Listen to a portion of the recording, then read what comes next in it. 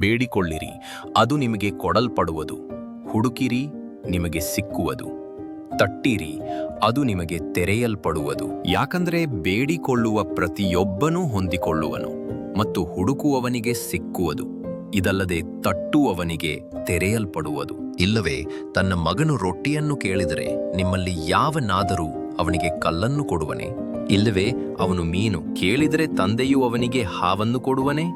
ಕೆಟ್ಟವರಾದ ನೀವು ಒಳ್ಳೆ ದಾನಗಳನ್ನು ನಿಮ್ಮ ಮಕ್ಕಳಿಗೆ ಕೊಡುವುದು ಹೇಗೆ ಎಂಬುದನ್ನು ತಿಳಿದವರಾಗಿದ್ದರೆ, ಪರಲೋಕದಲ್ಲಿರುವ ನಿಮ್ಮ ತಂದೆಯು ತನ್ನನ್ನು ಬೇಡಿಕೊಳ್ಳುವವರಿಗೆ ಎಷ್ಟೋ ಹೆಚ್ಚಾಗಿ ಒಳ್ಳೆಯವುಗಳನ್ನು ಕೊಡುತ್ತಾನಲ್ಲವೇ? ಆದುದರಿಂದ ಜನರು ನಿಮಗೆ ಏನೇನು ಮಾಡಬೇಕೆಂದು ನೀವು ಇಚ್ಛಿಸುವಿರೋ ಅವುಗಳನ್ನು ನೀವು ಸಹ ಅವರಿಗೆ ಹಾಗೆಯೇ ಮಾಡಿರಿ. ಯಾಕಂದರೆ ಇದೇ ನ್ಯಾಯಪ್ರಮಾಣದ ಮತ್ತು ಪ್ರವಾದಿಗಳ ತಾತ್ಪರ್ಯ.